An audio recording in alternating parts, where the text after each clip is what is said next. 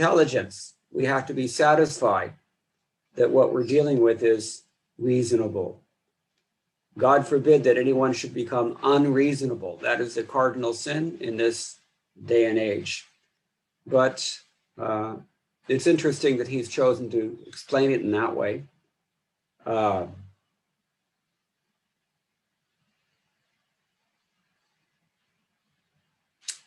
Vishwanath Chakravarti Thakur concurs. So let's see what Srila Prabhupada says in his purport. Atma, or self, is distinguished from matter and material elements. It is spiritual in constitution, and thus it is never satisfied by any amount of material planning. All scriptures and spiritual instructions are meant for the satisfaction of this self, or Atma. There are many varieties of approaches which are recommended for different types of living beings in different times and at different places. Consequently, the numbers of revealed scriptures are innumerable. There are different methods and prescribed duties recommended in these various scriptures. Taking into consideration the fallen condition of the people in general in this age of Kali, the sages of Naimisharanya suggested that Sri Sut Goswami relate the essence of all such scriptures, because in this age it is not possible for the fallen souls to understand and undergo all the lessons of all these various scriptures in a Varna and Ashram system. Very interesting things we can point out in this first paragraph. Anyone have any comment on this? I won't know if you do because I can't see the screen, but Atma, the first thing that strikes me here is that Srila Prabhupada defines Atma immediately. First thing, Atma means the self. And he makes it clear that this Atma is not the intelligence necessarily, at least not exclusively the intelligence or the body, but it is actually the real self, the eternal self. This is the hallmark, the distinguishing characteristic of Srila Prabhupada when compared to almost every other spiritual teacher in recent history. Srila Prabhupada immediately emphasizes very cardinal points that are brought out in the beginning of Bhagavad Gita as well. You are not your body. You are a spiritual entity. You're temporarily inhabiting this material body, but it's not you. This is the sign of a bona fide spiritual master. He cares enough to actually awaken us to our spiritual constitution.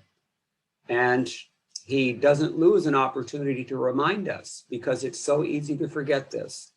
We are so much riveted in local and immediate concerns that we lose touch with our eternal personality. We lose touch with our actual spiritual identity as infinitesimal spirit souls, parts and parcels of the Supreme Personality of Godhead. So this is the first thing. Atma means the conscious living being distinguished from matter and from material elements. So, because we're not the material body, no amount of material arrangements are going to make us happy. This is the takeaway from this first paragraph. Now, towards the end of the paragraph, Srila Prabhupada introduces another point that we can dilate on. And he, especially in the second paragraph, he says it directly.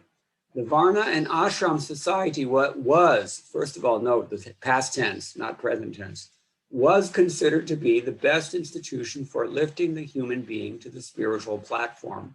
But due to Kali Yuga, it is not possible to execute the rules and regulations of these institutions, nor is it possible for the people in general to completely sever relations with their families, as the Varnashram institution prescribes. The whole atmosphere is surcharged with opposition. Have we heard this already in this very passage? I believe it was in text number 10. Prainalpayu sabhya kalau asmin gejanaha manda sumanda matayaha manda bhagya hupadrutaha. We are short-lived, we're unlucky, we're always disturbed, we are misguided, so many things. Everything is wrong in this atmosphere. And people need no encouragement to disobey the injunctions of the Shastras regarding Varna and ashram. They're already tossing these things out the window as fast as they possibly can.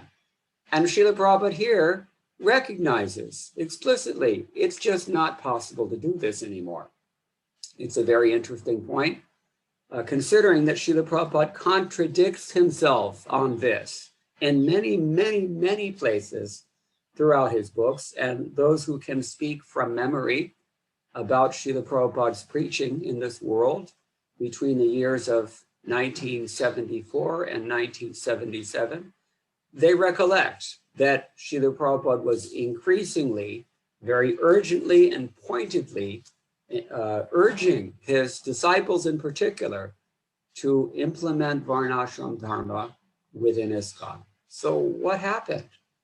Something happened between, say, 1964 or 5, when Srila Prabhupada was writing this, and the late 1970s, when Srila Prabhupada began to really push on Varnashram. He saw, this is my opinion, my observation, if you will, but it's also a fact, that Srila Prabhupada saw his own disciples were not stable in rendering devotional service because their material lives were not either wholesome or stable or pious. In the end of chapter 7, well, for that matter, in the beginning of chapter 7 also, but particularly in chapter 7, text 28 of Bhagavad Gita, Krishna tells Arjuna implicitly that the person who can sustain a mature commitment to pure devotional service is that person who is solid, fixed in piety, such that he has overcome the scars of his past unfortunate misdeeds and their reactions. And he is thereby also freed from the illusions that pungent material activities engender. That person can actually persevere in pure devotional service. And Srila Prabhupada saw this firsthand. His disciples were not able to follow their initiation vows. His even householder disciples were not faithful in their marriages. To this day, we have divorce is rampant. What to speak of sannyasis who could not follow those strict vows?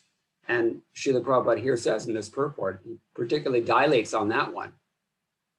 It is not possible for the people in general to completely sever relations with their families, as the Varnashram institution prescribes.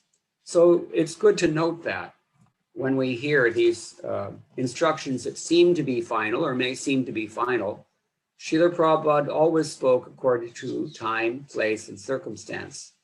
And it seems to me that he had this increasing appreciation that the Varnashram system could really help his disciples in particular, because it's a fact, one does not become Krishna conscious without being fixed in dharma. And in fact, that is the very reason that Krishna comes to this world.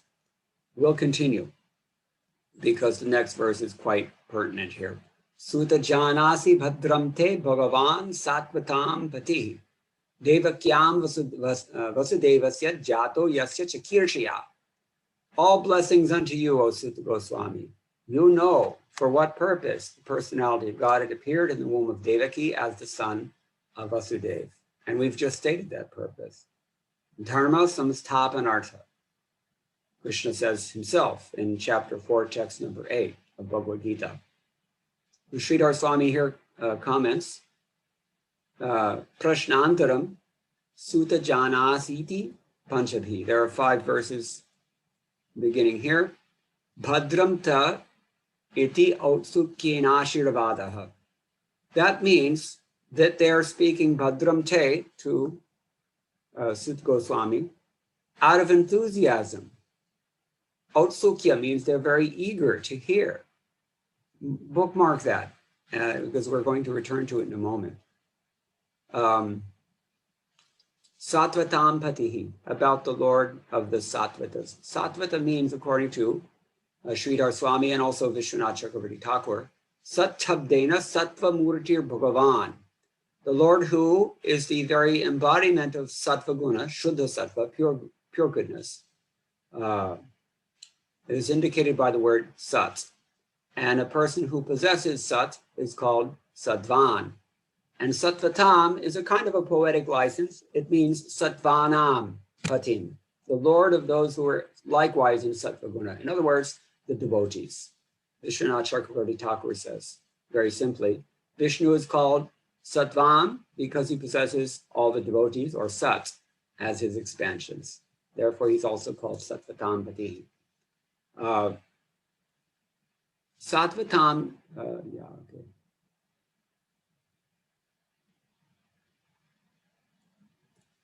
Okay, again, the sages request Sutta to speak about the practice of hearing and chanting about Krishna.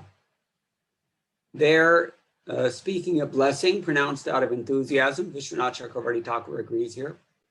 And they point out that you know why the Lord, the master of the Yadus, was born of Devaki as the wife of Vasudeva.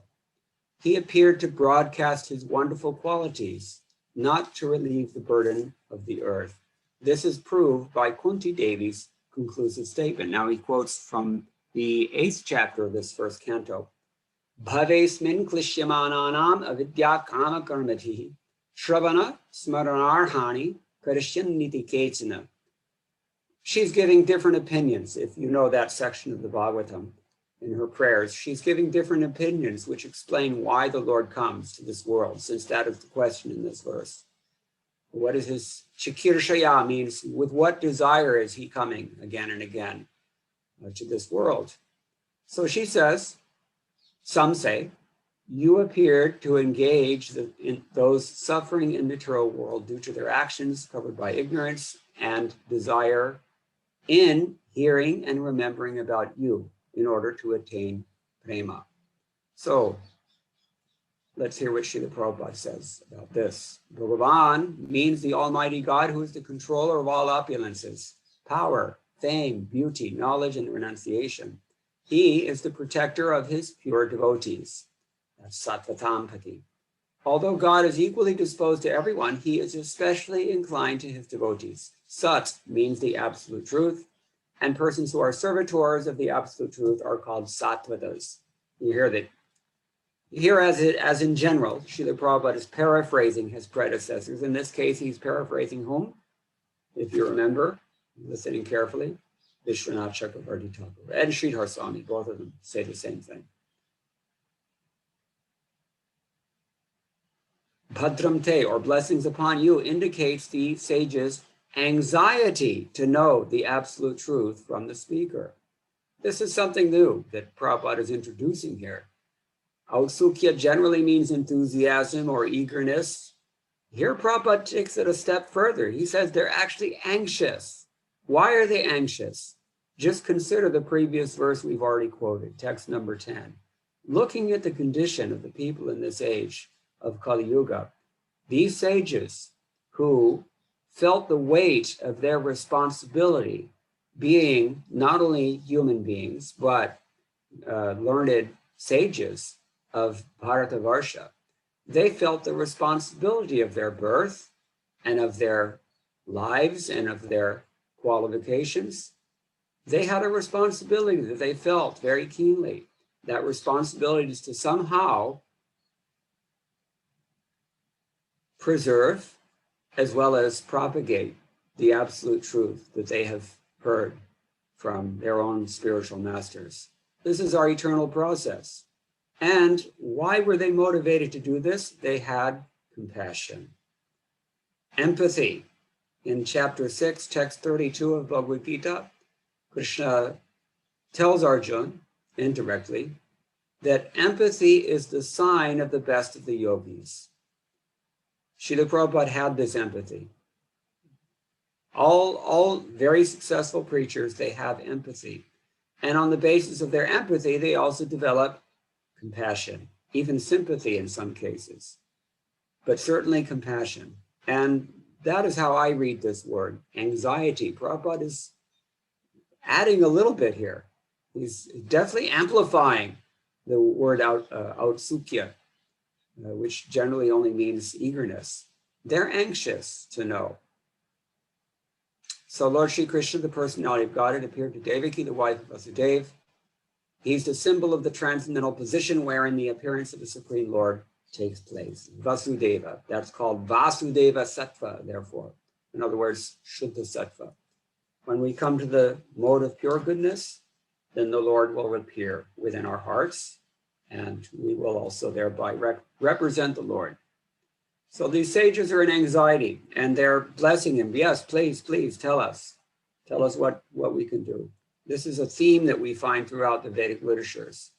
Great demigods, great sages, Krishna himself even, they're anxious to relieve the sufferings of conditioned souls like ourselves who are foolishly suffering without need in material bondage.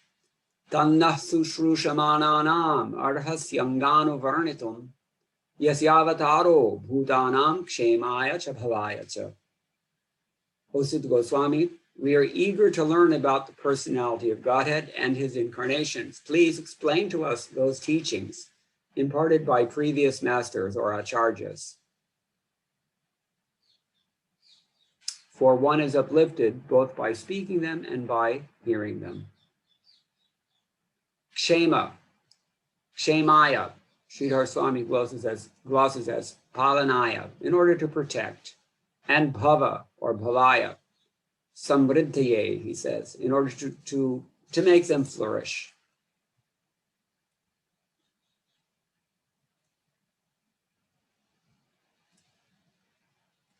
This is why they're interested in this Krishna Katha. Samanyatas tavat tasyavataramatram kshemayeti adi. Vishwanath Chakravarti Thakur, he takes it a little differently. Kshemaya, he says, means mokshaya, for the purpose of liberation. It's one thing to be protected. It's another thing to be liberated altogether. So he's got a little different opinion than Sridhar Swami. Sometimes Vaishnavacharyas, although they agree about the conclusion, they may disagree about certain things as well. We see that here. And bhutye, bhavaya, he says, means bhutye, in other words, sampataye, let them flourish. So that's the same. Samriddhaye means the same thing as bhutye or sampataye.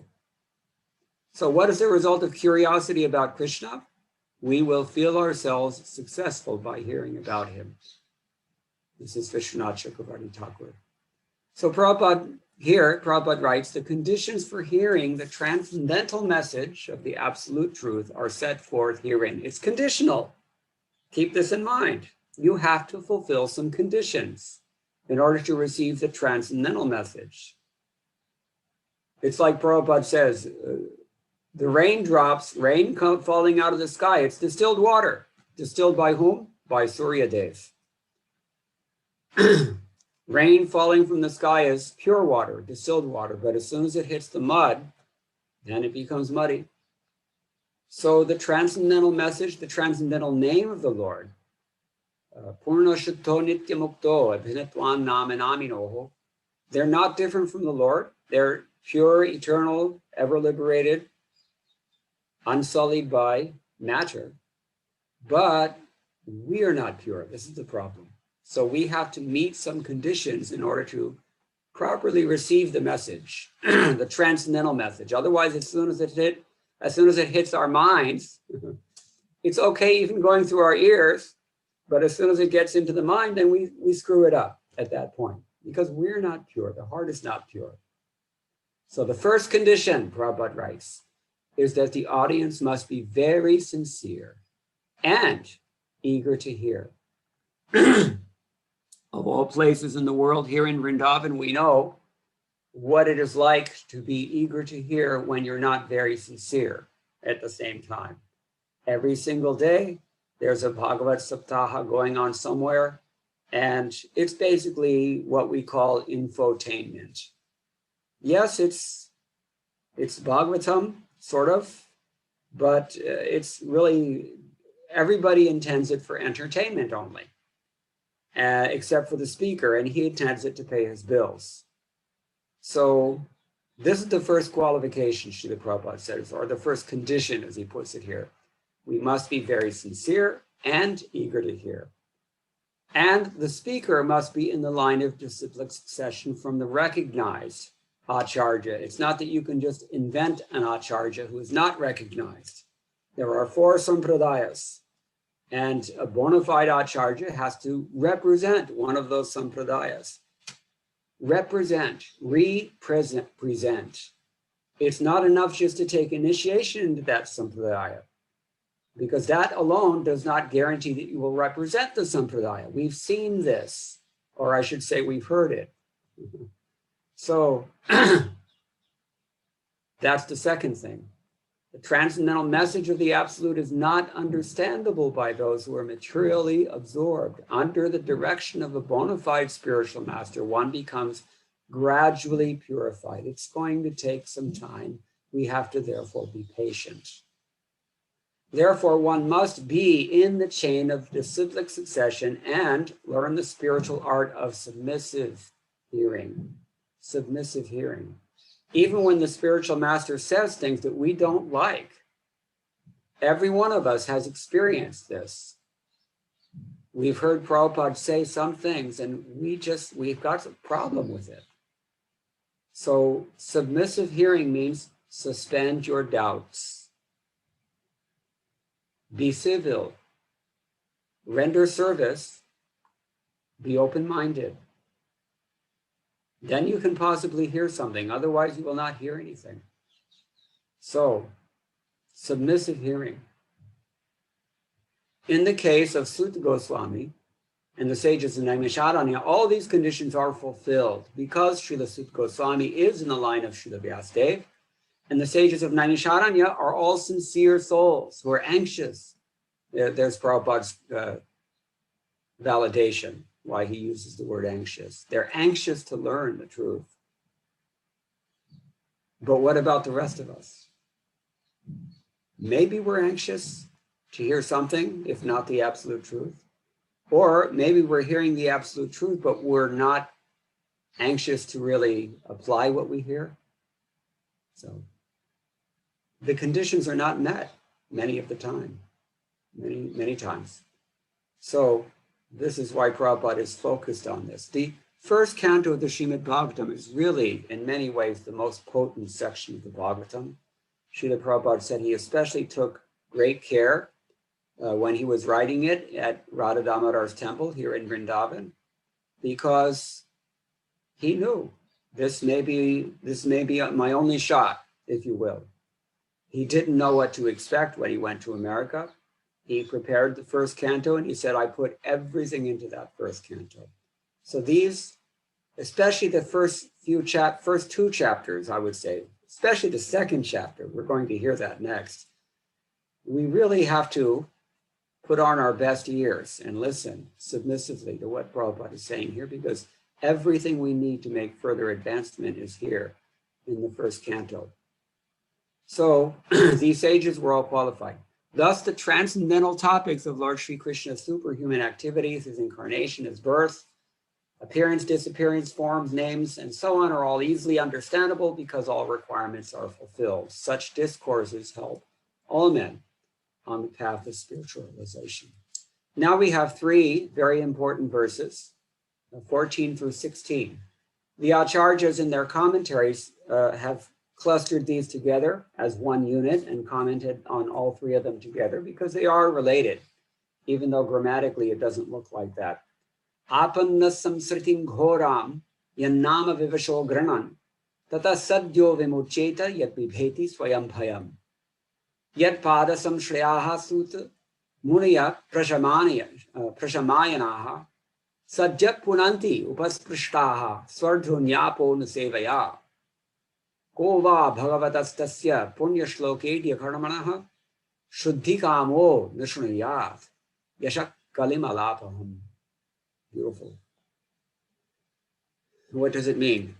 Living beings, this is the first verse, living beings who are entangled in the complicated meshes of birth and death can be freed immediately by even unconsciously chanting the holy name of Krishna, which is feared by fear personified.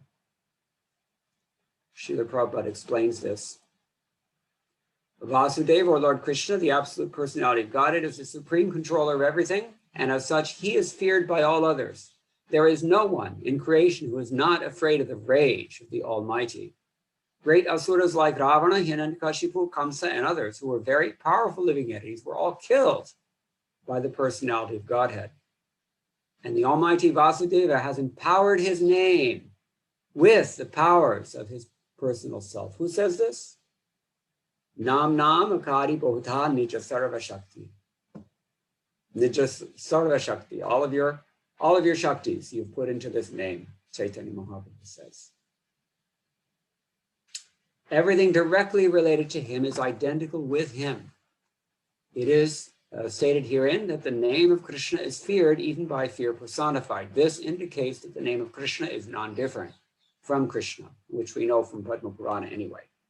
Therefore, the name of Krishna is as powerful as the Lord Krishna himself. There is no difference at all. Anyone, therefore, can take advantage of the holy names of Lord Krishna, Sri Krishna, even in the midst of the greatest dangers. The greatest dangers. This Kali Yuga is very dangerous. We'll hear about that in a moment. The transcendental name of Krishna, even though uttered unconsciously or by force of circumstances, can help one obtain freedom from the hurdle of birth and death. Now, Madhvacharya has quoted a very interesting shloka from Brahma Vaivarta Purana. Sharirad vachikabhyasto vachikan manaso bhavet manasad vivashan mutyem nanyatha muktirishyate. This is also, Jiva Goswami quotes this in Bhagavat Sandarbha, and others quoted from other places. They're pretty widely quoted as well. The practice, whatever you're practicing, whatever you're making your body do is going to have its result in your words. And whatever you're practicing with your words, that's going to manifest a particular kind of consciousness. And even unconsciously, what's on your mind, that is going to result in your bondage or your liberation, depending on what you're meditating on. Very interesting verse. Vivashopi Granam. The word here is vivash. Vivash means helplessly or unconsciously, as Prabhupada translates it. If you're forcing yourself to chant every day, Hare Krishna, Krishna Krishna, Hare Hare, Hare Rama, Rama Rama, Hare Hare, that is enough. Rest assured, if you just keep doing it, your mind will change. Your body will become purified. Your words will become purified. Your consciousness will become purified. And this world will become purified through you. This is the beauty of Madhvacharya's contribution to this verse. Vishwanath Chakravarti Thakur also adds, Vivashopi Visheshena Paradhinaha San Api. Even if you are completely out of it, if you're chanting the holy name, you will be delivered. Tadidam chas Vasudeva. I'm sorry, this is Jiva Goswami speaking. Vasudeva Damodara Govinda Keshavadi Nanadiyam. What kind of names are we talking? Damodar, Keshava, Vasudeva, Govinda, and of course Hare Krishna Mahamantra, as we said. So just keep chanting. At all costs, do not give up this chanting. It is the most important thing, especially in this Kali Yuga. Okay, so tata samsritehe atra ghoram iti vivasha iti sadhya iti paratrayena ajamiladayah suchitaha. Vishwanath Chakravarti Thakur says. This three shlokas here, 14 through 16, they are actually taught, they're indicating people such as a Jamila. Raise your hand if you're like a Jamila. Almost all of us are in some way like a Jamila, or like even worse. Maybe we're like Kamsa or Hiranyakashipu or Ravana. Although not so large scale, we're messed up people.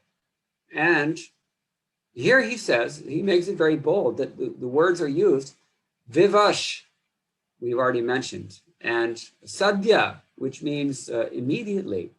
The phrase is samsritim ghoram, terrifying material life, vivasha, helpless, and sadhya immediately indicate persons such as a Jamil.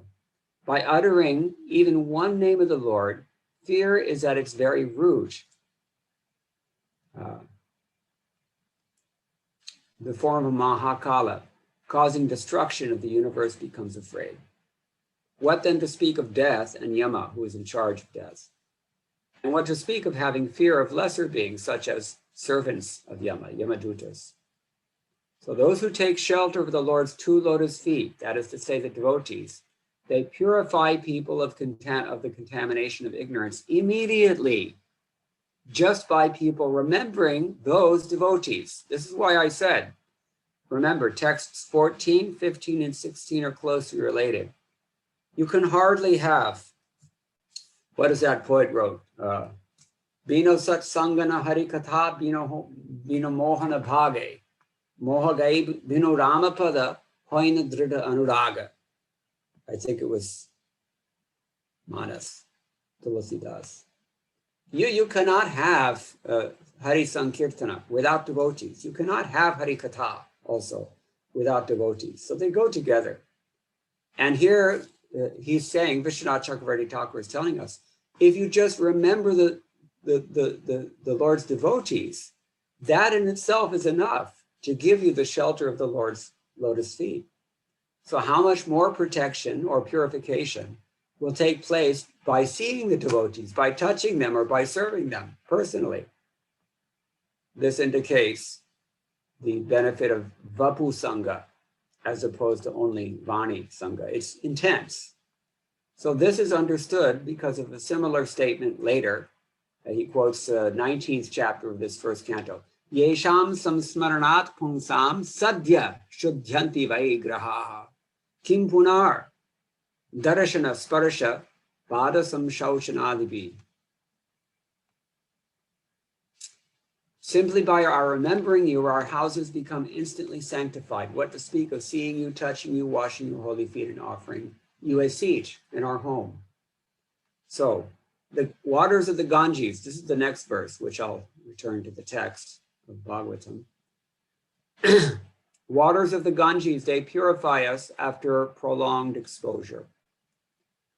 What is that verse? Yat pada samshraya suta munaya prashamayanaha sadhya punanti upasprishtaha svardhunyapo nusevaya. It's translated, Sutta, those great sages who have completely taken shelter of the lotus feet of the Lord can at once sanctify those who come in touch with them, whereas the waters of the Ganges sanctify only after prolonged use. Many, many verses about this throughout the Bhagavatam itself and other places. So I won't dilate too much on that, but then it comes up to the next thing. Who is there who wants deliverance from the vice of this age of quarrel, and who is also not willing to hear the glories of the Lord? So here we can say that those who Shuddhi Kama, the word is used here, means someone who desires the satisfaction of the intellect. Remember I told you to bookmark that? Shuddhi Kama means one who desires satisfaction of the intellect, because it was previously said, Yenatma suprasidati, by which the intelligence is satisfied. So Sridhar Swami and Vishwanath Chakravarti Thakur, they're on the same page in terms of how to interpret the word Atma, intelligence. Yenatma suprasidati, this Bhagavatam satisfies the intelligence. And there is practically no scripture in the world that can do that except for Srimad Bhagavatam. That's been my personal experience, at least, and I've read a few of them. So, Tasya karmani udarani parigitani suribhihi bruhinah shradathananam lilaya datatha kalaha. That means his transcendental acts are magnificent and gracious, and great learned sages like Narad sing of them. Please therefore speak to us who are eager to hear about the adventures he performs in his various incarnations. So this is one of those questions. I mentioned in the beginning, there are 6 questions. We've actually gone through a couple of them already, but I'll repeat this at the end also. This is another one of the questions that they're asking. Please tell us about the Lord and his different incarnations. Now, Srila Prabhupada's translation says, great learned sages like Narad. Where is Narad Muni mentioned in this verse? There's no word, there's no place that mentions Narad Muni here by name. Only the word Suribhi is there. And Sridhar Swami gives us his gloss.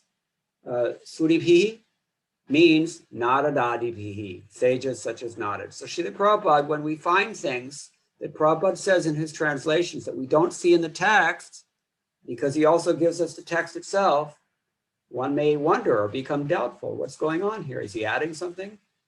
No, he's not adding. Or if he is adding something, it's on the authority of his predecessors. And here we see an example of that. Sridhar Swami, no authoritative commentary on the Bhagavatam like that of Sridhar Swami. And he says it means Narad Muni, therefore it means Narad Muni. We don't know what words mean by looking them up in the kosha, in the dictionary. We only know the meaning of words by consulting our acharyas. As it's all the acharyas always say in their commentaries, Swami Charanat. This is coming from the lotus feet of Sridhar Swami, no question about it. So this is the principle, because even the lexicographers, those people who make dictionaries, they're getting their definitions from, they have to find some attestation somewhere. They're getting it from some sage or from some Purana or from some place like this. It's an important point. All right, we should move on because time is running out.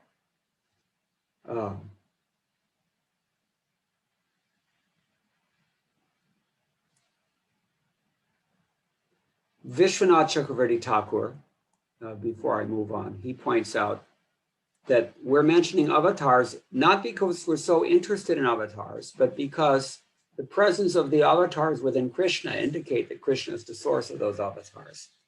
The other avatars do not contain Krishna, but Krishna does contain the other avatars. This is the point. He's avatari. Long purport by Srila Prabhupada. I'm just going to summarize. As the supreme controller of both the material and spiritual worlds, the Lord has different incarnations of unlimited categories. Incarnations like Brahma, Rudra, Manu, Prithu, and Vyas are his material qualitative incarnations. But his incarnations like Rama, Narasingha, Varaha, and Vamana are his transcendental incarnations. Lord Sri Krishna is the fountainhead of all incarnations, and he's therefore the cause of all causes. And when we get to chapter 3 of this canto, we'll see the very important verse that confirms that. Krishnastu Bhagavan Swayam. Krishna is actually the source of all the Vishnu expansions and avatars. Text 18. Ata kyahi harer dhiman avatara katha shubhaha ila vidadatha svairam ishvarasyatma mayaya. O wise Sutta, please narrate to us the transcendental pastimes of the Supreme Personality of Godhead's multi-incarnations. Such auspicious adventures and pastimes of the Lord, the Supreme Controller, are performed by his internal powers. So, Madhvacharya quotes Vishnu Samhita here. Ichha Shakti, Jnana Shakti, Kriya Shakti, Tritha. Shakti Shakti Matoschapi, Nabheda Kashyaneshate. It is understood that there is never any difference between the Shakti and the person who owns that Shakti. And the Lord works in chiefly 3 Shaktis. This we also get from the Upanishads, Shvetashvatara Upanishad in particular. Ichha Shakti, Jnana Shakti, Kriya Shakti. Anybody know that verse? I forget it just now. Parasya Shaktir Vivideva Shruyate. Exactly. Parasya Shaktir Vividhaiva Shruyate. Swabhavaki Jnana Bala Kriyasha. So Jnana Shakti, Bala Shakti, Kriya Shakti. It's the same thing. So this is what he's stating here. And Krama Sandarbha, Jiva Goswami, Sri Krishnasya Tavan Mukhya Tattvena Kathaya. Tell us about Krishna directly. This is what they're actually wanting to hear. Vishwanath Chakravarti Thakur explains, Shubha means non-material. The Lord performs pastimes in the present, which are actually eternal in nature by his Yoga Maya potency, Atma Maya. This is called here Ichcha Shakti.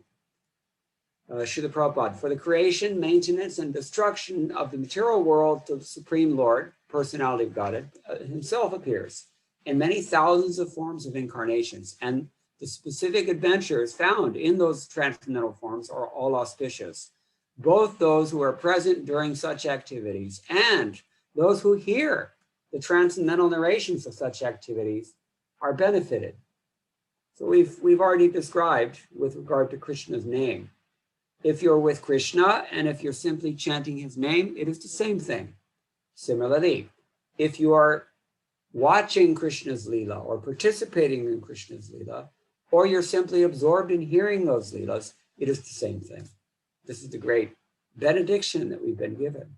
Text 19, Vayam tu navetrapyama uttama shloka vikrame yat shrindvatam rasagyanam swadu swadu bade bade. At every step, we never tire of hearing the transcendental pastimes of the personality of Godhead, who is glorified by hymns and prayers. Those who have developed a taste for transcendental relationships with him relish hearing of his pastimes at every moment. Okay, so Vishwanath Chakravarti Thakur, among several things that he says, we do not consider that it is sufficient to hear about your the pastimes of the Lord's incarnations, for example. In other words, we're completely satisfied with whatever we have done in performing sacrifices and yoga.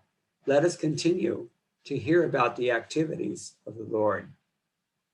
You get it? These are the sages speaking. We're engaged in these sacrifices. In the beginning of this chapter, we heard they're engaged in sacrifice for how long? 1,000 years. For kshemaya bhavayacha, for the benefit and the flourishing of this world and its inhabitants. For our sake, in other words, they're undergoing sacrifices for us.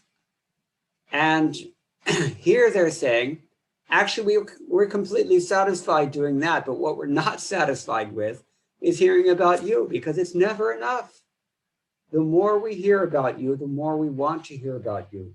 As Prithu Maharaj said in the later in the Bhagavatam, that when I hear your holy name, I want to have thousands and thousands of ears to hear with, and I want to have thousands of tongues to chant with, Rupa Goswami said. The same thing. So let us continue to hear about the activities of the Lord. That's one interpretation. Another way you can look at it is the sentence can mean, okay, let others be satisfied, but we're not. That's indicated by the word tu. Tu means but, however. The meaning is this: in 3 ways one knows that one has had enough of something and is satisfied. As for example, when you're eating. If you're no longer hungry, then it means you're satisfied. If you have tasted so much of the same thing that you can't even taste it anymore, then you also know you're satisfied. And if you're not able to relish something, that means you're also satisfied. But in this verse, there's insufficiency for their hearers, because the exploits of the Lord are not directly present, being present only as sound in the ether, contacting the ear.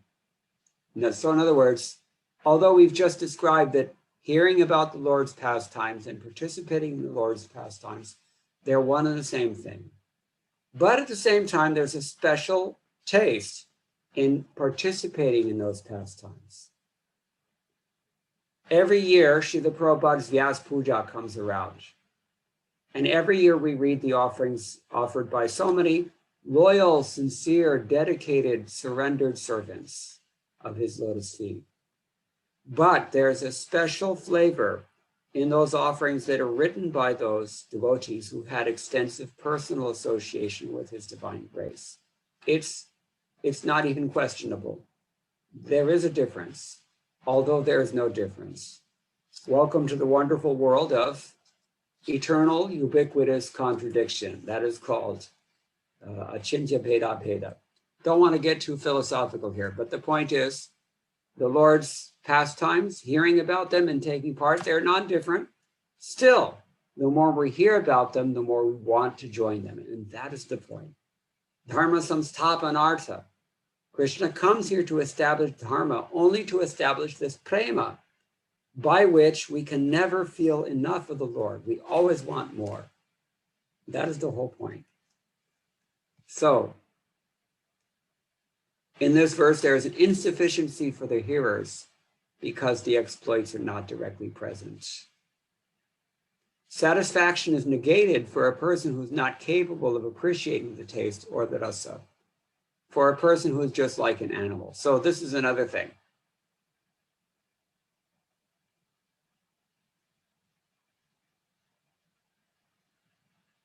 Those who don't have any taste, they don't understand what is the big deal, why these people are so excited about this Krishna Katha. They can't understand it because their taste is for CNN or whatever it is, gossip. So this is animal life. Just hearing about eating, sleeping, mating, and defending. It's not comparable, but the sages have appreciation. They're called here rasagnya. Rasagnya means they know what is rasa. Jna means to be aware. And yet still they're not satisfied. It's not like sugar cane. If you taste sugar cane, you can chew it for so much it becomes dry and it no more any taste, and then you just want to throw it out. But the Lord's pastimes are not like that. The more you taste it, the more tasty it becomes. That's inconceivable. Therefore, the words are used here. Swadu, swadu, pade, pade. More and more relishable at each and every step. This is the point. Srila Prabhupada explains this also. One of the things Srila Prabhupada emphasizes here, mundane news is static, whereas transcendental news is dynamic. Inasmuch as the spirit is dynamic and matter is static. Those who have developed a taste for understanding the transcendental subject matter are never tired of hearing such narrations. One is quickly satiated by mundane activities, but no one is satiated by transcendental or devotional activities. Prabhupada gives this famous example. You can chant your neighbor's name, but can you chant your neighbor's name for 16 rounds every day for 30 or 40 years? I don't think so. Because it's not the same as Krishna's name. Devotees are, my godbrother, Dravida Prabhu in San Diego, he told me once, I was there in the morning before the deity greeting. So he's very focused on his japa. And when it came time to greet the deity, the conch shell blew and he had to stand up and he opened his eyes and he looked at me and he said, sometimes I just wish it would never end. That is taste. He had a taste, such a strong taste for japa. He just wanted his japa to keep going on and on and on. And you can't do that if you're talking about, Joe Biden or Vladimir Putin, what to speak of Xi Jinping. So this is the point. Artificial realization of Brahman even. This is another thing. So-called liberated persons are never satisfied by the repetition of the words Aham Brahmasmi. Yo Hamasmi Brahma Hamasmi. This is in the Upanishads. So you can't really relish that. It's hackneyed. And therefore they actually do come to the real pleasure, which is in Srimad Bhagavatam. If they want that transcendental taste. So this means that Mayavad philosophy is mundane, whereas the philosophy of Bhagavad Gita and Srimad Bhagavatam is transcendental. All right, well, we're running out of time, so I'm going to speed up now. Text number 20. Kritavan kila karmani saha ramena Keshavaha. Keshava plays with Rama. Balaram, in other words. Atimartyani Bhagavan. Gurha kapata manushaha. Gurha kapata manushaha. False human beings. They're playing like this. In the guise of false human beings, these two brothers are playing. And although they're manusha, you can say narakritis, the human-like form, but atimarjani, the things that they're doing, nobody can do those things. Who can take so many asses by the hind legs, wheel them around and throw them into the top of a tall tree, such that they stay there? I've never seen anyone do that. Even if you can find somebody who can jump off the top of a mountaintop that's 80 miles high, I can guarantee you won't find a person who can do that along with a brother who can do it also. Krishna's pastimes are very unique. They're very special. Because Krishna and Balaram both, they're in a transcendental category. Atimartyani, superhuman. Lord Sri Krishna, the personality of Godhead, along with Balaram, played like a human being, and so masked, he performed many superhuman acts. Jiva Goswami says, Nanu katam va manusha san atimartyani kritavan. If he is said to be a human being, okay, but then how is it that he's able to do these things that are atimartyani, superhuman? Tatraha, the answer is given here. Kapata manushaha. He's a cheating man. I don't mean cheating man, but he's a false human being. Not a real, he's just playing like a human being. This is the point. So Vishwanath Chakravarti Thakur says also, this clarifies the activities of the Lord. Although Krishna's actions are human because he is the Brahman in human form, his actions are like lifting over an hill, for example, surpass the actions of human beings. Those actions are impossible for others living at that time. He's beyond human, this is the point. He's deceptive. Kapata manusha means deceptive human. He's deceptive to materialistic persons such as Jarasandha by disguising himself as a Brahmana to make a request in order to help his devotees. He did this. He's deceptive with the spiritual devotees also, the gopis, who are attracted by the sound of his flute. Well, how so? Because he gave them instructions on proper moral conduct in order to increase their manifestation of prema, only for that purpose. Since the bewilderment of the demons is because of their material ignorance, and the bewilderment of the devotees, like the gopis, is because of their prema, the Lord does not actually cheat anyone. This is beautiful. Same activities.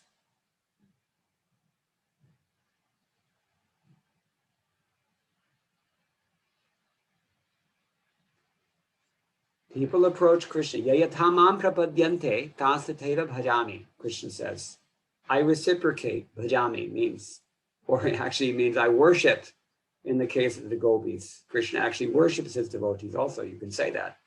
But he reciprocates because the demons are approaching him with envy. Therefore, their envy entangles them deeper and deeper in mundane illusions. And because the devotees are approaching Krishna with pure love, the pure devotees, that pure loving attitude entangles them deeper and deeper and deeper in that love. That love which is it's a manifestation of bewilderment, you can say, moha.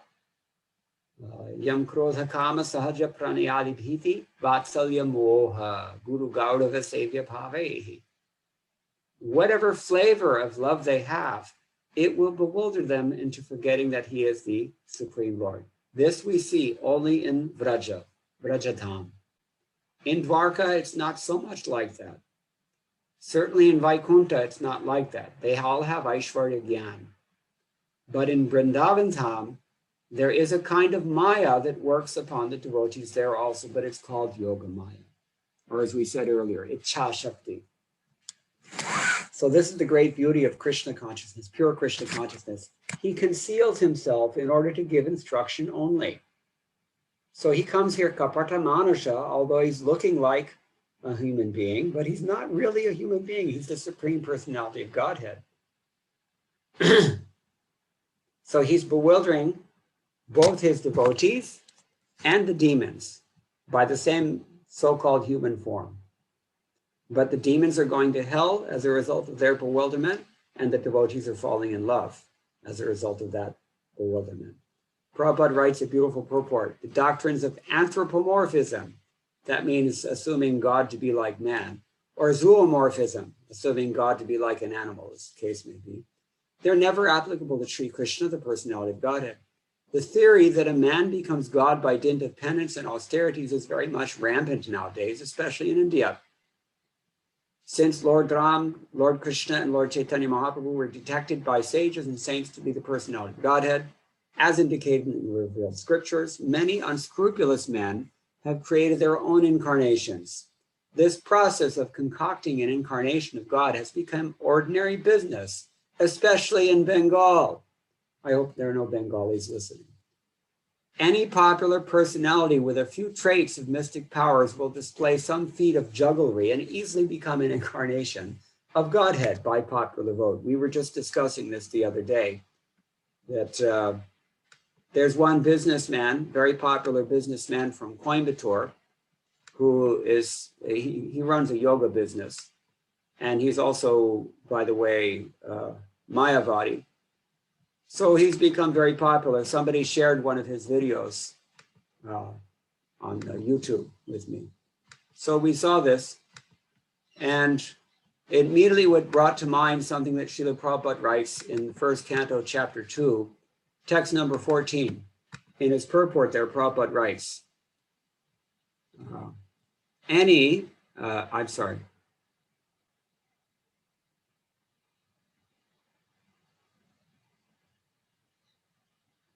especially in modern society, all activities are more or less dependent on hearing and glorifying.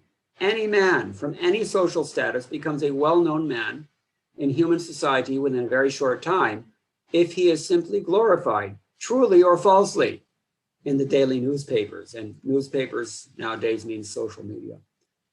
Sometimes political leaders of a particular party are also advertised by newspaper propaganda. And by such a method of glorification, an insignificant man becomes an important man within no time. But, you knew there was a but coming. Such propaganda by false glorification of an unqualified person cannot bring about any good, either for that particular man or for the society.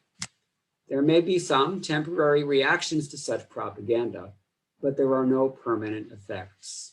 Therefore, such activities are a waste of time. The actual object of glorification is the Supreme Personality of Godhead, who has created everything manifested before us. So nicely stated by Srila Prabhupada. Where would we be without Srila Prabhupada's Bhaktivedanta purports? How could we really understand anything very clearly without these wonderful instructions that we receive from Srila Prabhupada? So, this is one thing, one point. Srila Prabhupada also writes later in the same purport, and I'm going to close now. Whenever some Herculean task was performed by him, the father or mother took it otherwise, and they remained satisfied with unflinching parental love for their son. That's all they knew. Even you try to convince them that your son is the Supreme Personality of Godhead, they can't take it seriously. All they know is that he's Krishna and they love him, period. So, as such, the sages of Naimisharanya describe him as apparently resembling a human being, but actually he's the Supreme Almighty Personality of Godhead. Another verse comes to mind from Bilva Mangal Thakur. Ankadhirudham shishugo pragudham stanam dhayantam kamaleka kantam sambodhayama samudaya shodha Govinda Damodara Madhaveti. He's sitting on the lap of his mother. What is he doing? He's drinking her breast milk. Who is it? Kamalaika Kantam. the only Lord of Lakshmi, the Supreme Narayan. But he's Shishu Gopa Gudham. He's appearing in the innocuous form, disguise, if you will, of a cowherd baby. And he's enjoying her breast milk. And in great ecstasy, Mother Yashoda is calling him by names such as Govinda, Damodar, and Madhava. This is the wonder of Yoga Maya and the sweetness of Krishna consciousness. Text number 21. Kalim agatam ajnaya kshetreyasmin vaishnave vayam asina dirgha satrena kathayam sakshana harehe. Knowing well that the age of Kali has already begun, we are assembled here in this holy place at great length, to hear at great length of the transcendental message of the personality of Godhead, and in this way perform sacrifice. So, Sridhar Swami comments here. Nanu yajana dhyapanadi vyagranam kuta etat shravanavakashah syad ata ahuhu kalim. Someone might ask the question, wait a minute, you're here to perform so much yajna and so much study and so many other things, you're busy and all those things, so where is the time? How can you make time for just hearing about Krishna? And here's the answer. Kali Yuga has begun. There is no more time. We have to really focus now on what is important in this day and age. This is the point. And Srila Prabhupada has written a very beautiful purport as well, very helpful purport. He says, this age of Kali is not at all suitable for self-realization by the methods practiced in Satya Yuga, Treta, Dwapar Yugas, etc. And he illustrates that as well. He says, other attempts, he says, by the example of these sages, one should learn that regular hearing and recitation of the Bhagavatam is the only way for self-realization. Other attempts are simply a waste of time. They do not give any tangible results. Lord Chaitanya Mahaprabhu preached the system of Bhagavata Dharma, and he recommended that all those who were born in India should take the responsibility. You remember we mentioned this in the beginning? If you're born in India, you have a responsibility of broadcasting the message of Lord Shri Krishna, primarily the message of Bhagavad Gita. And when one is well established in the teachings of Bhagavad Gita, he can take up the study of Srimad Bhagavatam for further enlightenment. Text 22. Tvam nasandarshadodhatra dusturam nistitirashatam kalim sattvaharang pungsam karnadathara ivarnavam. We think we have met your goodness by the will of providence, just so that we may accept you as the captain of the ship for those who desire to cross the difficult ocean of Kali, which deteriorates all the good qualities of the human being. Pungsam sattvaharam. Whatever sattva guna you have, this Kali sucks it out of you. That is the nature of this age. It is insidious. But if you get on the ship, you hear the word Karnadhara, means, Vishwanath Chakravarti Thakur adds, means the pilot. Karnadharo navikaha, the pilot of the ship. That is Srimad Bhagavatam. And Srila Prabhupada writes, if you get on this ship, then even though it's Kali Yuga, and even though this Kali Yuga will remove all the dharma and gyan, or all the sattva guna that remains even now, this boat will save us. Prabhupada writes here, the age of Kali is very dangerous for the human being. Remember we said this a few moments ago? Human life is simply meant for self-realization, but due to this dangerous age, men have completely forgotten the aim of life. In this age, their lifespan will gradually decrease. Now listen to these things, what Prabhupada adds here. People will gradually lose their memory, finer sentiments, strength, and better qualities. We often hear Srila Prabhupada talk about, he makes these doomsday predictions about how the whole civilization will be finished and you'll see that it will not last much longer. What is he talking about when he says like that? It doesn't just mean that the economic and political establishment will collapse, although eventually that will also go. We tend to think of that first because these are the things that we're absorbed in. But actually the real assets of a human, truly human being, even in Kali Yuga, are these other things that Kali Yuga saps. They sap your very vitality, the Kali Yuga. And memory will also go, and fine sentiment will also go, strength will go, good qualities, godly qualities, they will all be taken away from you. And the more we indulge in the irresponsible godlessness typical of this age, the more these things will become diminished. People are so busy with sense gratification, they completely forget. Out of madness, Prabhupada says here, they frankly say that there is no need for self-realization because they do not realize that this brief life is but a moment on our great journey towards self-realization. The other day I saw a newspaper article, newspaper for what it's worth. They're all fighting each other politically with different news channels.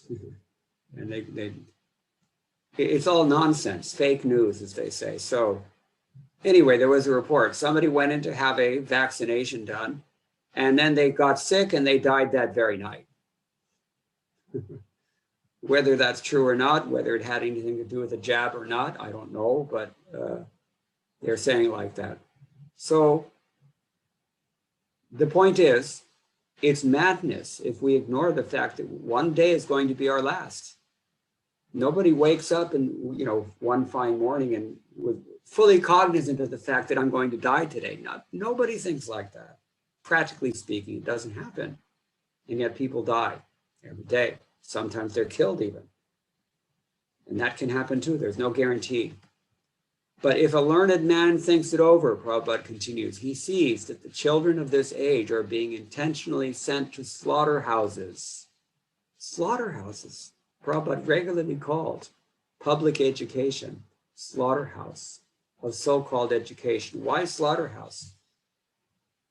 If you're feeling brave, you can go on YouTube and watch a movie of what a slaughterhouse is and get some insight into the nature of why Prabhupada uses this term with regard to so-called education. This education, the whole system of education, Prabhupada writes, is geared to sense gratification. And if a learned man thinks it over, he sees that the children of this age are being intentionally sent to the slaughterhouses of so-called education. That once they come out of that slaughterhouse, they will have very little inclination for God anymore. Learned men, therefore, must be cautious of this age. And if they at all want to cross over the dangerous ocean of Kali, they must follow the footsteps of the sages of Naimisharanya and accept Sut Goswami or his bona fide representative as the captain of the ship. The ship is the message of Lord Sri Krishna and in the shape of Bhagavad Gita or Srimad Bhagavatam. Finally, Bruhi Yogeshware Krishne Brahmanye Dharma Varmani, Swam Kashtam Adhanopete Dharma Kam Sharanam Gataha. So where has Dharma gone? This is their question. Since Sri Krishna, the absolute truth, the master of all mystic power, has departed for his own abode, please tell us to whom the religious principles have now gone for their shelter. Remember, we said in the beginning, they're anxious. They're thinking about us thousands of years in advance. They're worried about how will we be delivered. Sridhar Swami says, Dharmasya Varmani Kavachavad Rakshake. Dharma Varma here means a shield of dharma, like a kavach. And Sridhar Swami says, Swam Kashtam, the word Kashtam is used here. He says that means Maryadam, the ways of the Lord. Or Jiva Goswami says also means Nityadham, the Lord's eternal residence. Vishwanath Chakravarti Thakur amplifies Dharmasya Karmani, indicating that there's no difference between karma and dharma. Because any karma that's not dharma, it's not called karma anymore, is it? It's called vikarma or pap.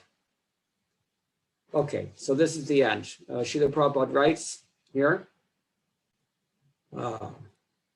religion consists of the prescribed codes enunciated by the Supreme Personality of God himself. Prescribed codes sounds pretty legalistic, and that's intentional. I think he's representing what we just read from Sri Vishwanath Chakravarti Thakur, just to emphasize that there must be a practical commitment to righteousness or dharma in the form of maryada, although otherwise known as anushtana. And one has to actually practice the prescribed codes, which are in fact given by the personality of Godhead. Whenever there's a gross misuse or neglect of the principles of religion, the principles, not the codes, the principles, the Supreme Lord appears himself to restore religious principles. This is stated in Bhagavad Gita. We've already quoted that verse. Here the sages of Naimisharanya are inquiring about these principles. The reply to this question is given later. Srimad Bhagavatam is the transcendental sound representation of the personality of Godhead, and thus it is the full representation of the transcendental knowledge and religious principles. Thus end the Bhaktivedanta purports of the first canto, first chapter of the Srimad Bhagavatam, entitled Questions by the Sages. We mentioned there are 6 questions, and these are summarized by Vishwanath Chakravarti Thakur. Question number 1 is text number 9. If anyone's taking notes, you can bookmark this. The first question is text number 9. What is the most beneficial of all the dharmas and all the shastras for humanity at large? Text 9. That's question 1. Question 2, tell us, we who have faith, what is the essence of all scriptures by which the intellect is fully pleased? That's text number 11, with which we started tonight. Second question, text number 11. Third question, you should tell us, we who desire to hear, what is the purpose of Krishna's appearance as the son of Devaki? That is text number 12. Text number 12 is the third question. 4, describe the pastimes of Krishna who has all the avatars within him. That's in text 13. Text 13 is question 4 of the sages. Question 5, describe all the different avatars. That seems to straddle both texts 17 and 18 as far as I can tell. So text, especially text 17, 18, this is the 5th question they've asked. We want to hear about the avatars. And finally, the 6th question, tell us where is the shelter of dharma now that Krishna has departed from this world? That is mentioned in text number 23. So it should be understood that the answers to these 6 questions, along with other related matters, constitutes the entire Srimad Bhagavatam. So this first chapter, we're kind of setting the scene, if you will. The sages are asking these 6 questions of Sut Goswami, and by way of answering these 6 questions, he explains all 12 cantos of the Srimad Bhagavatam. Okay, so that's just an overview of these verses. First canto, first chapter, text 11 through 23. We finished this first chapter, so presumably you're going on to chapter 2. Pay close attention to that one, it is so important. Okay, so I'll stop now, but if anybody has any questions or comments, our host maybe can tell us if there's any time. But, Yes, Prabhu. Thank you so much, Prabhu. Thank you so much for giving such a deep insight on the Srila Prabhupada purport. And we have just started here, Prabhu, the Vaibhav study, and we're studying every day Srimad Bhagavatam. So definitely this association, Prabhuji, is going to help us a lot in our understanding of Srila Prabhupada purport. We are very, very grateful to you, Prabhu. And if you have a time, Prabhu, we can take some questions, Prabhuji.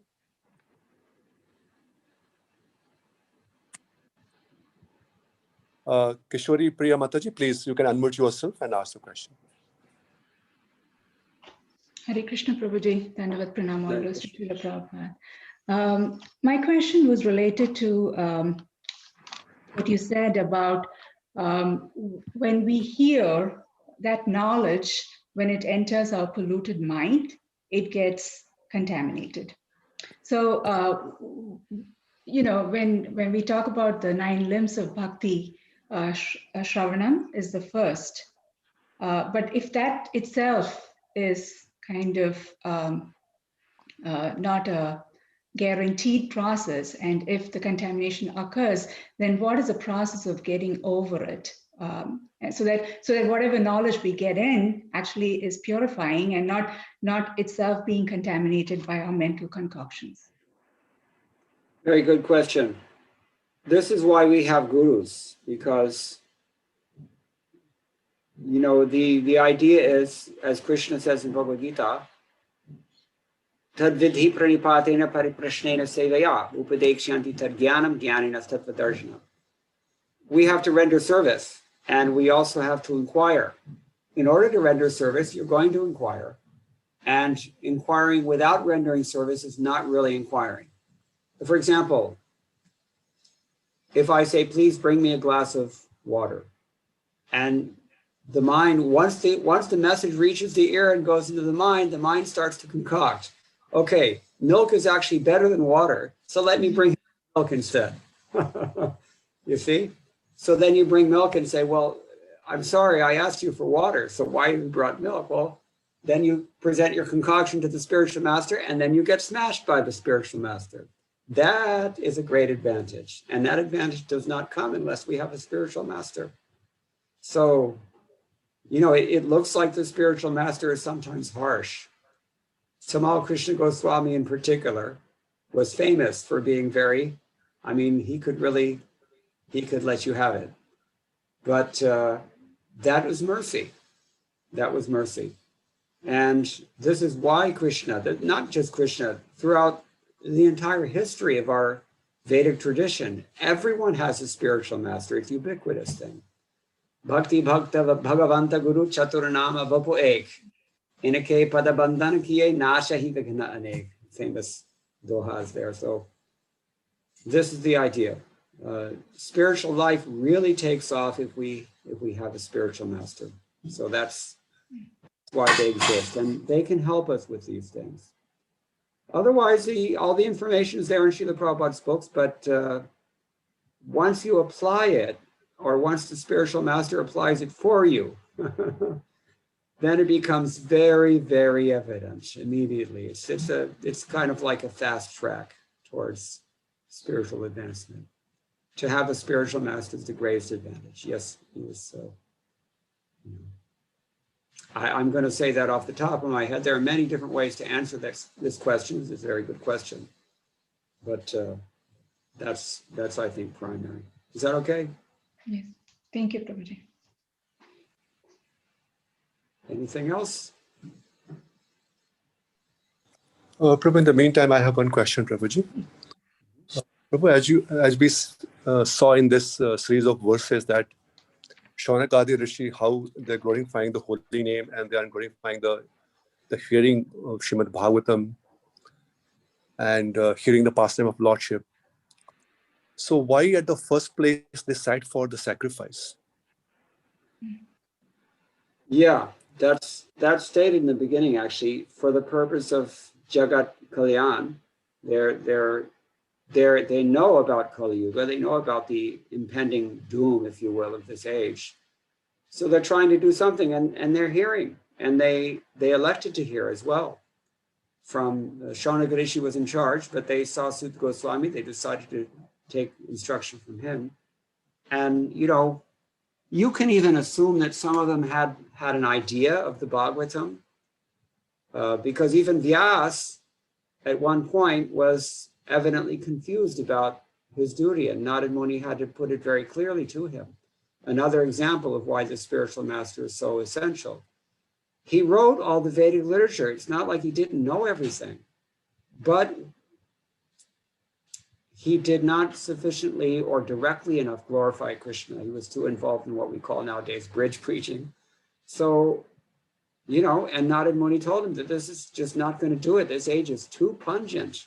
You have to really be direct and blunt and clear, that people can take advantage of the direct, fast process, which is Harinam Sankirtanam, the pure devotional service. So, avakasha, the word was used by Sridhar Swami.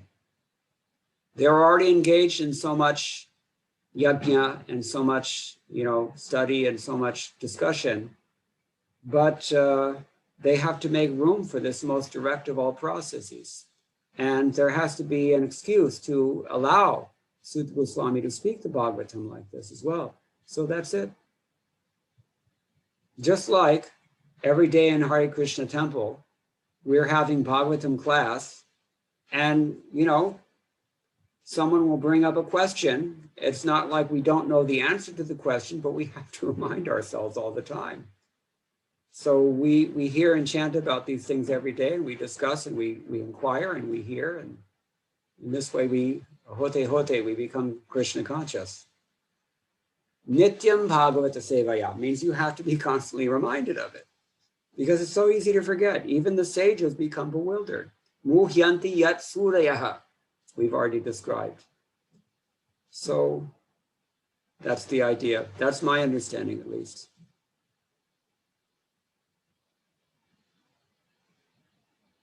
This was Narad Muni's very clear answer to Vyasadeva about this. You have to directly glorify Krishna, Supreme Lord, and the process of pure devotional service. Just to make it clear, what is the most quintessential thing here? This is the point that they're asking. There are so many different yogas, and there are so many different dharmas, and there are so many different shastrani, and tell us what is the really important thing, the really pithy core principle that we cannot dispense with in Kali Yuga, because it's heavy. And so therefore he's giving them this answer, and he's developing it as well in 12 cantos. Thank you so much, Prabhu. Thank you so much. Anything else? Thank you so much, Prabhu. So I'd like to express our gratitude. And Prabhu, as you mentioned, that second chapter is very, very important. So we are reading now, and maybe again we will seek your association, Prabhu, after 2 weeks' time, if it is convenient to you, so that we can be blessed by your association. Thank you so much. One thing I should note here is that we have so many classes, formal programs for the Bhagavatam and for our books in general, and Srila Prabhupada wanted that. But we should not lose sight of the fact that the real way to make advancement and to study the Bhagavatam is less by having a very structured pedagogy or formal academic, course, a syllabus, if you will. The real thing is to hear every day, and to hear repeatedly, and to hear submissively, and to render service. That is the important thing. These other things are okay. They give us an intellectual sense of what we're dealing with. But an intellectual sense is different from spiritual realization. We should not lose sight of that. Those other formats will also be Atma Suprasidati, in the sense that they will satisfy the intellect. But what's going to satisfy the heart is to actually apply the core process in terms of surrendering to Krishna. And that comes automatically. The way that Srila Prabhupada has written his books is not systematic. And there's a reason for that. Because systems do not make you Krishna conscious. Repeatedly hearing and surrendering at every moment. That is the process. So it doesn't have to be very sophisticated. Just an addenda here I wanted to mention. Okay. Thank you, Prabhu. Thank you so much, Prabhu. I'd like to thank Prabhu together by chanting Hare Krishna Mahamantra and Vaishnava Pranam Mantra. Hare Krishna, Krishna Krishna, Hare Hare. Hare Ram, Ram Ram.